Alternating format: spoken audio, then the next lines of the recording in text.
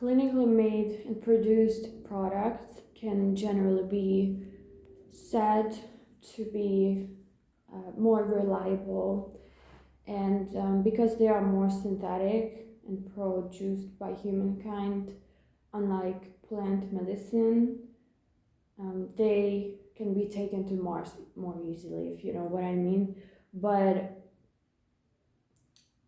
as for plants and plant medicine, because alternative healing methods are such an ancient, almost historical wisdom that is actually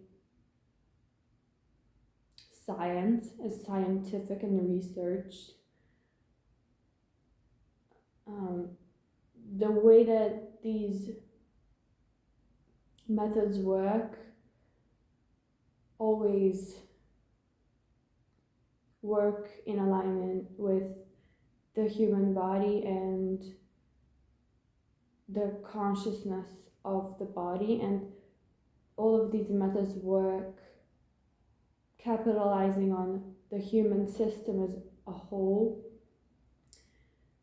And at large, this way of thinking makes it really hard to ignore the overall consciousness of all beings on earth, which is why most alternative medicine practices emphasizes the importance of consuming less animal products. There are tribes and nations on the earth that do not consume animal products unless the animal that they consume has passed before they had the intention of consuming it. So, for example, they do not slaughter animals, but instead, if they find one, they decide if it is good for them or not, and then consume it or not.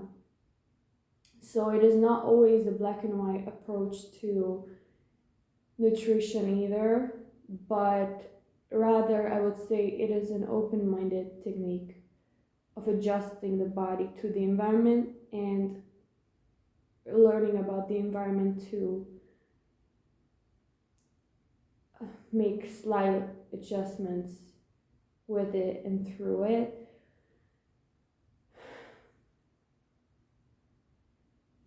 But nutrition is not something that is everything to health, even though I would say once the nutrition is right, the majority of one's health can be corrected or maintained. And even though Ayurveda does not go hand in hand with general traditions and religious practices of health maintenance necessarily, all these ancient and historical practices correlate by means of people's minds and bodies working together with the purpose of creating health without excluding certain aspects of the human body at its own expense, without excluding a certain type of person or a certain type of being or entity, without excluding certain parts of the body, but rather focusing on looking at the whole system that is alive as one. And speaking of oneness, I cannot help but remember and draw back to and recall what I know about India, because Ayurveda is really popular there, if not the only form of medicine. And I know that enmeshment is really great there, meaning boundaries do not really play a role there, because, for example, the sewage system is visible under the earth or under the ground, and in general, people consume very little animal products. They, They represent a kind of traditional mindset. For example, women are raised to have children and they know that this is their duty in life.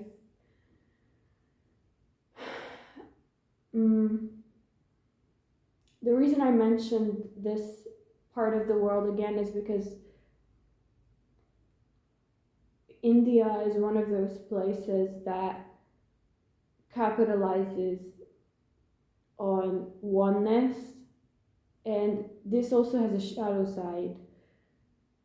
Oneness is really dependent on a form of containment, ironically or not, because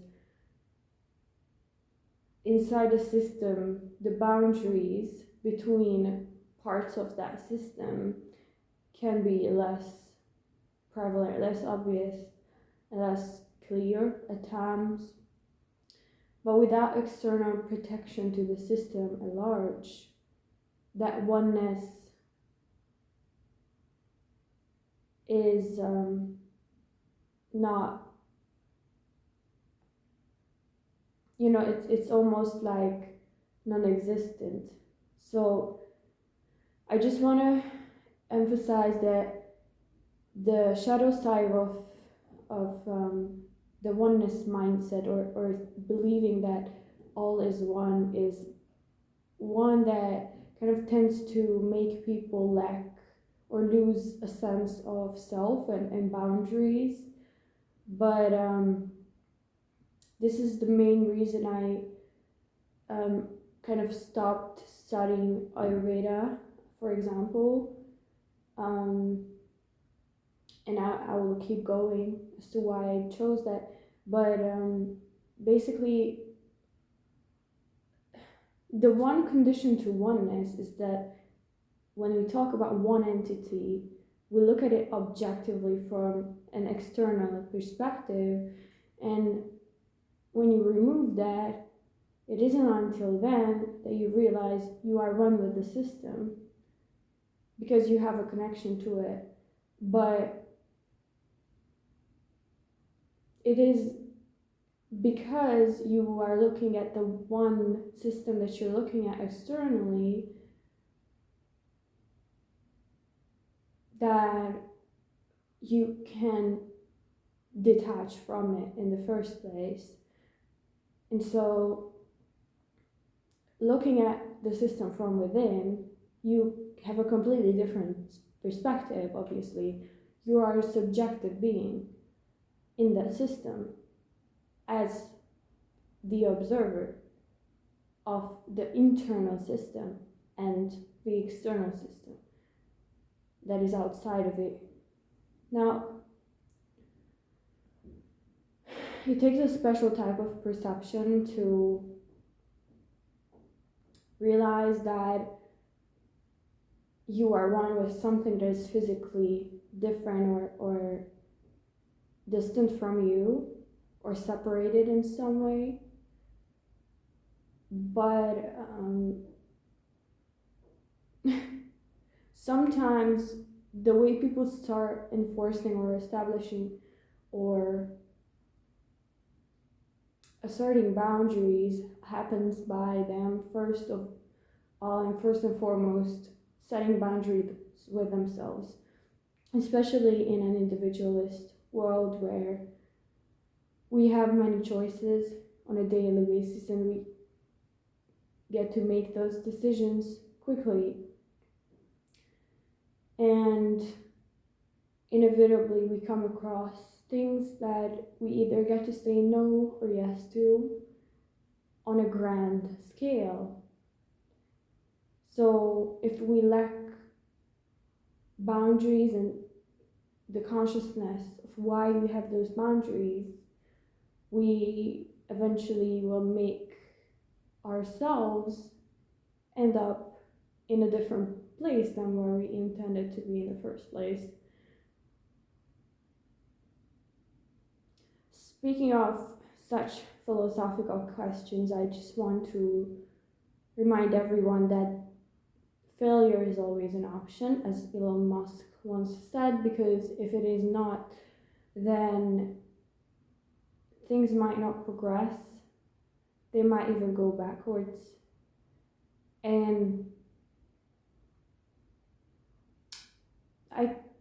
I'm not sure I've heard a greater, more truthful quote than that in my entire life, honestly. In this world that capitalizes on physical, financial success and materialism so much,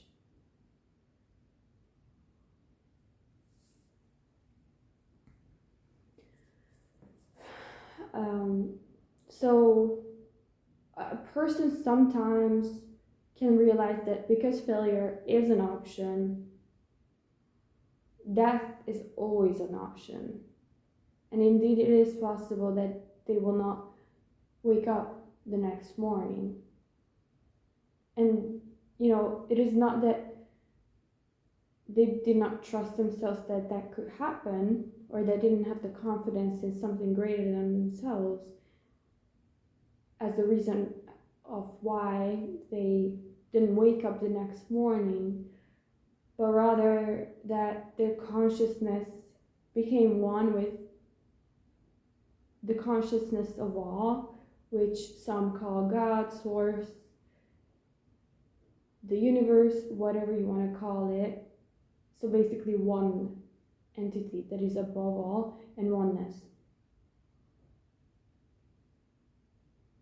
So, death never, in my opinion at least, death never happens by accident, even when it is said to be a quote unquote accident, because we all have a consciousness. All beings that are alive have a consciousness, and that consciousness is part of the greatest oneness or conscious being that is. We are part of the system. So by realizing that death is always an option, one may choose to opt for it, to realize who they are and what they want to be. But the thing is, when they are in that perspective, they may not even realize that they are doing it for something greater than themselves, which is the goal. For example, so that. Because the goal in that case remains undefined and unknown. That gives the whole path a mystery that is beyond human conditions and perception.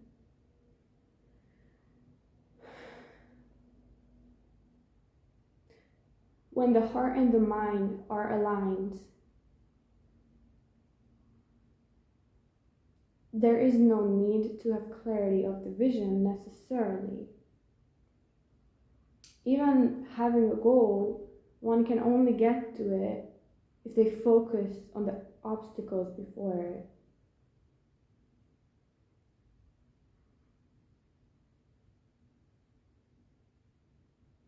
I have read a book on euthanasia, which basically talked about options of where, how, and in what specific cases assisted death was possible, in Europe mainly. And I realized that I also have the option to leave this earth by choice, with certain conditions, of course. For example, some external assistance to the institution or institute that is going to give me the substance to commit suicide by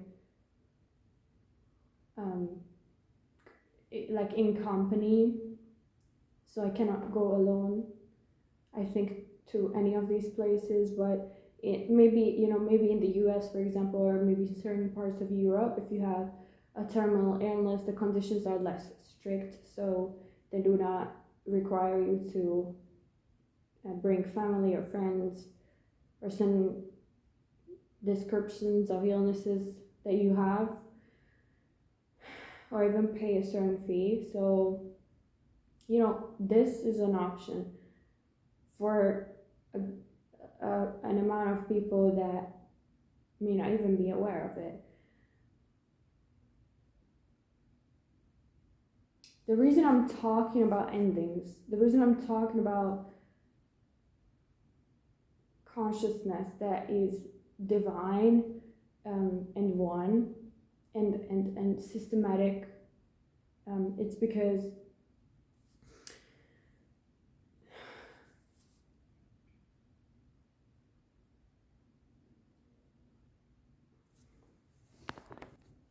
we are all part of it, but we may not always realize. There are signs that we get that we may, realize that we're part of it. And I have had those signs in plenitude, and honestly, I could talk for a day because the list is so long about the fact how much, divinity is real and oneness is real. But just referring back to boundaries a little bit, the minute that you start having boundaries or enforcing them, you will meet a similar level of resistance from the external world, if not stronger, because human aggression is not minimal. People are still individuals, and they reflect negative energy, especially if it is unfamiliar to the degree that it makes them feel threatened. And because boundaries are universally renewing energy,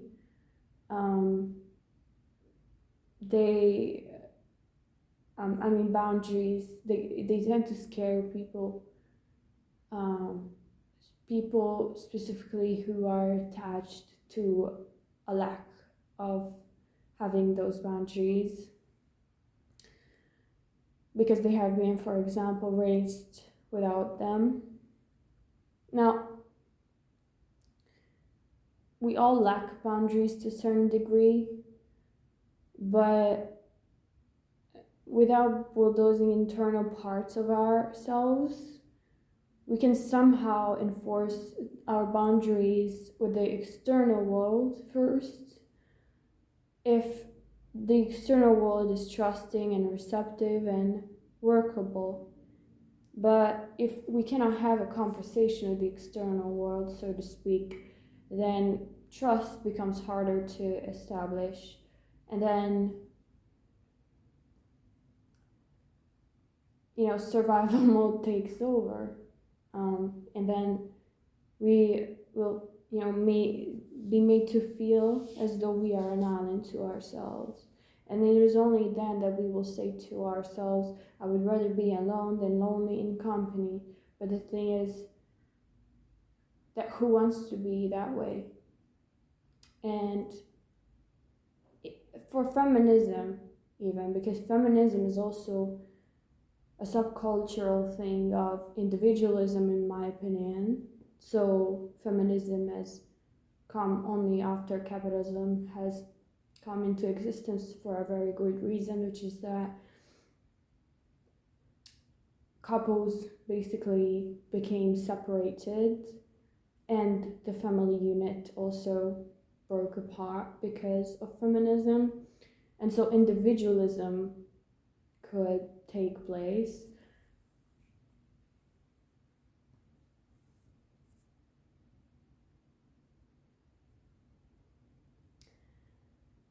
And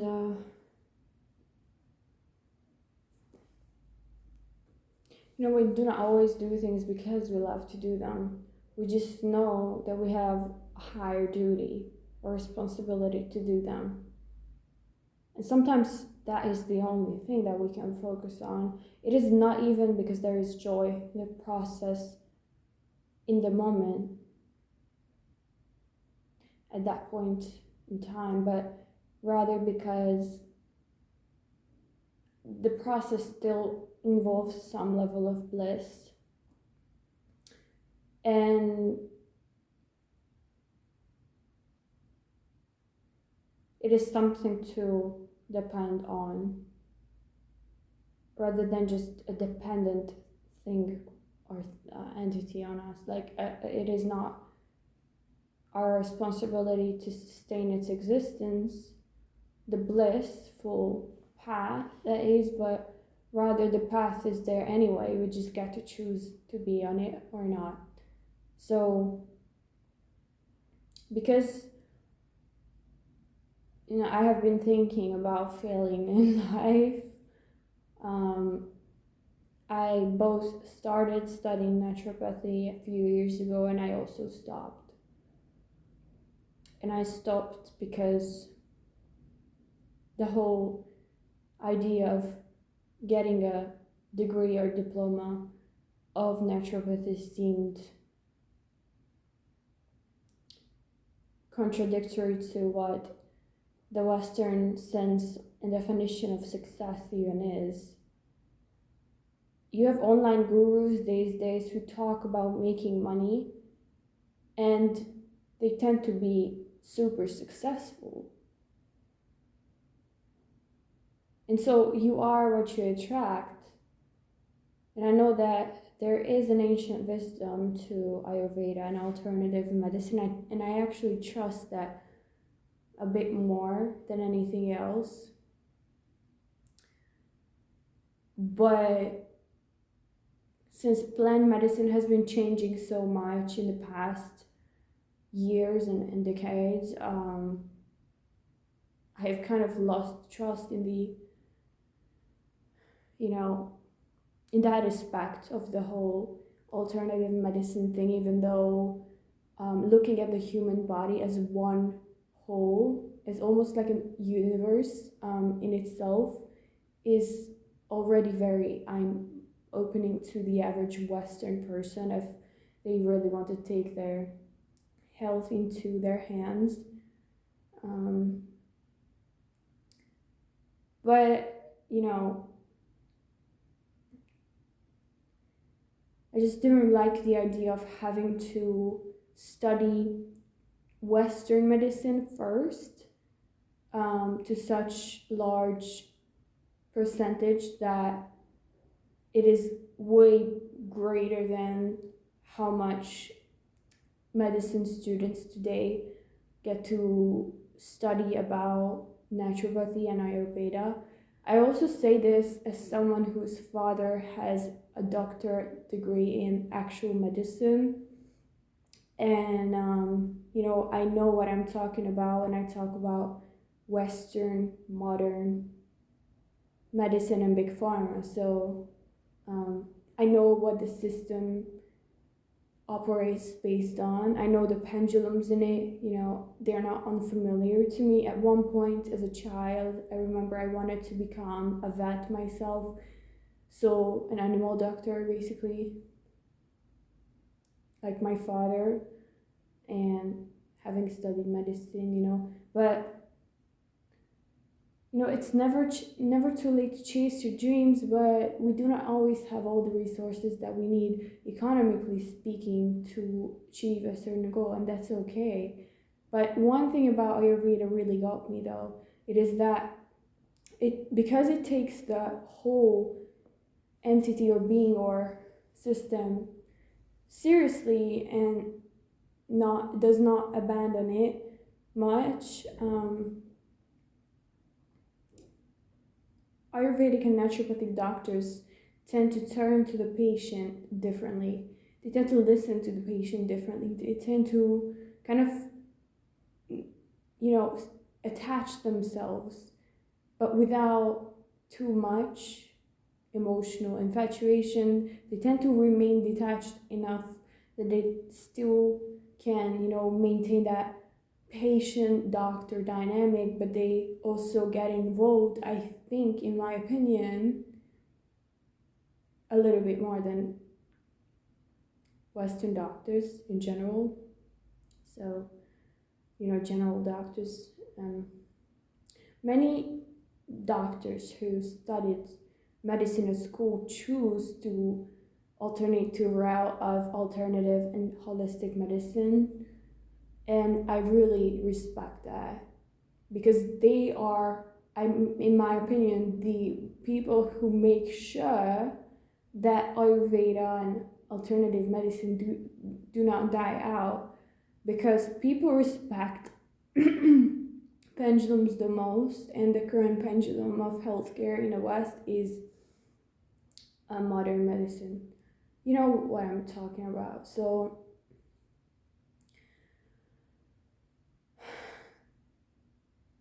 having said that, I really respect all forms of healers and doctors with or without a degree somehow, because having the intention to heal someone else is just human, and it is just very, needed these days, in my opinion. So, do not heal someone who is not ill or sick, but even just coming to the realization that we live in a world that is sick, is healthily sick. Like, it's actually necessary, because we need to heal. And because the need to heal is so great, I do not think I can have a large enough influence by just talking about Ayurveda in and of itself, as if, again, it had been or was a completely different or separate entity from the greater modern medicine universe. Like, it is literally the basis of it. It is just overlooked, in my opinion, the same way that nature is overlooked in a man-made society.